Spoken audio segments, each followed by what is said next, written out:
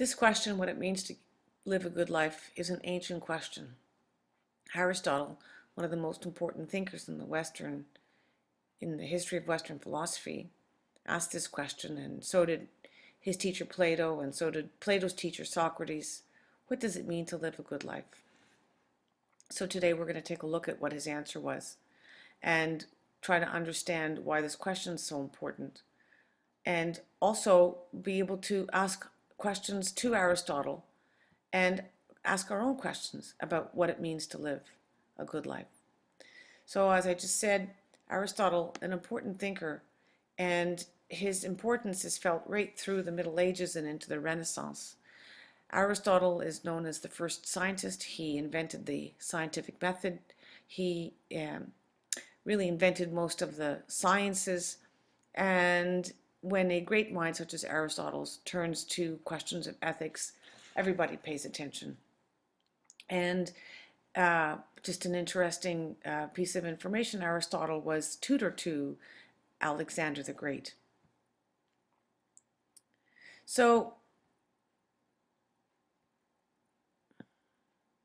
this is not an incidental question. What it means to live a good life is actually, according to Aristotle, a political question. Because if I know what is good for me, then chances are that I will be able to establish what is good for a greater community and thereby make laws according to which we can all live. So the answer to the question, what is the good, is going to be an answer by which we can guide ourselves and guide our behavior and guide our action. But what's that one thing that we all desire?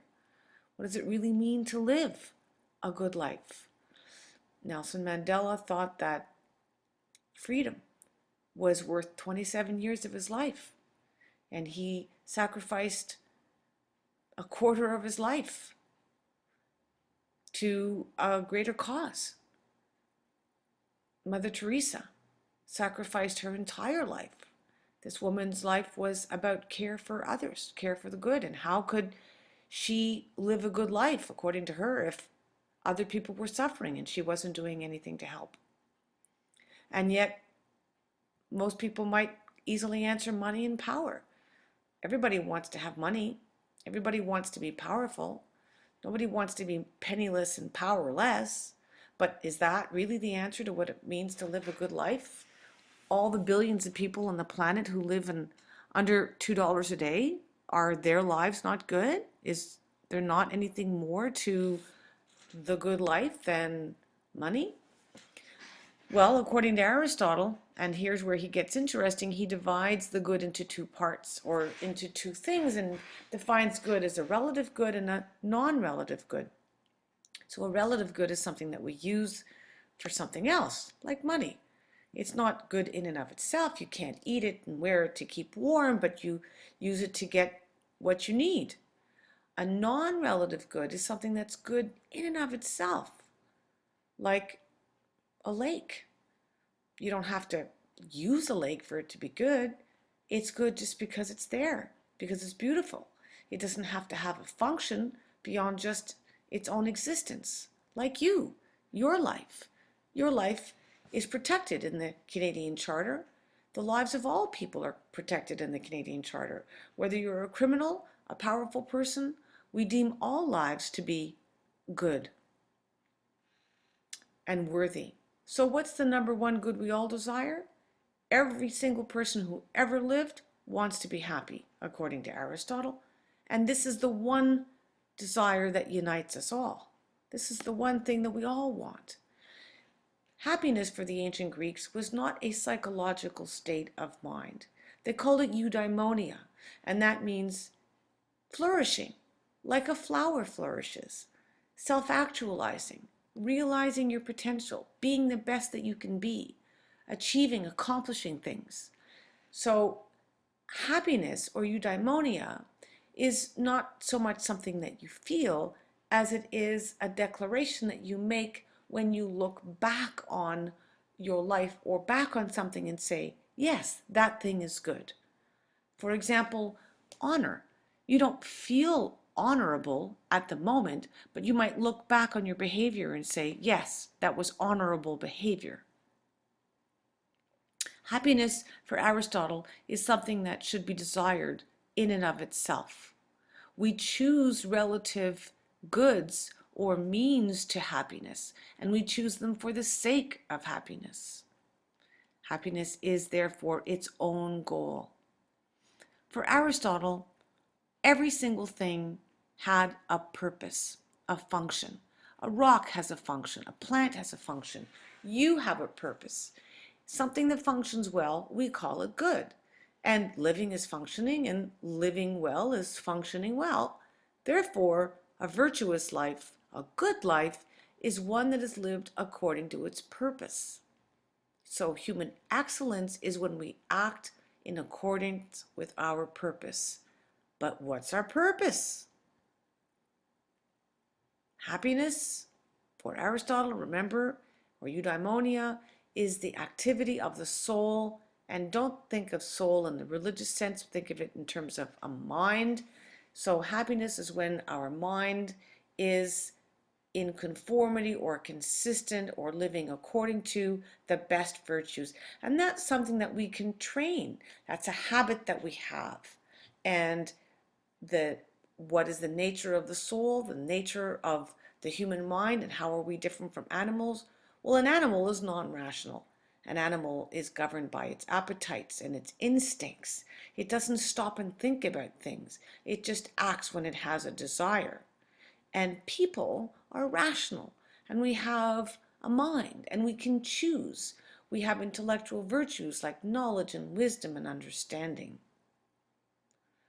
So for Aristotle, it's all about the virtues of character. These are things that we learn. We are socialized by our society, by our parents, and we learn from our friends what virtues we will live by.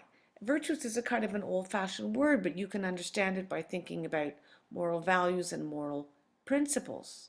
And some examples of Aristotle's virtues, there's a long list of them, were courage, temperance, patience, truthfulness, and modesty. And some intellectual virtues, as I just said, were knowledge and wisdom and right judgment. But these things are not learned, these things are not innate, we don't come by them naturally, we have to learn them. So for Aristotle, the good life, moral virtue, is a state of character. This is something that we choose, obviously with training and habit, but this is not instinctive. So we need to have free will to choose to live this way. What's the best way to do this? Well, we live according to what Aristotle called the golden mean. So we try to aim for the middle, for moderation, and we avoid excess, and we avoid deficiency. The virtues are best when they are lived in a moderate way. So if you take the virtue of, say, for example, courage, well, courage, when it is in excess, is rash. It's fine to be brave and courageous, but it's foolish and life-threatening to rush headlong into a dangerous situation and be rash about it when you don't have to be. It's also, in its deficient side, cowardice when we don't have enough of courage. So every single virtue that we have has to be lived in a moderate way. In order to exercise our virtues and to choose the moderate path, we have to be able to make a voluntary choice to deliberate from reason and from thinking about things, not from anger and passion. Virtue is not a question of feeling, it's a question of rationality. So therefore, the good life for Aristotle, or eudaimonia, is a life that is lived according to the highest virtues. And we need to be able to choose these virtues. We need to be able to be free to choose these virtues and to be responsible for their choices. So the surprising conclusion for Aristotle is that children can't make a claim to the good life or even to happiness. They might experience pleasure, but they don't experience eudaimonia, because eudaimonia is something that you can only claim once you look back on your life and you can judge that you did live a virtuous life according to the highest principles.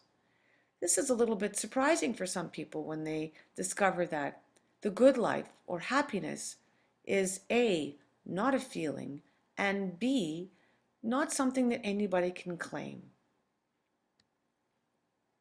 And so you need to think about this. How do you want to live your life so that when you are mature and in your adult years, you can look back on your younger years and say, yes, I lived a virtuous life.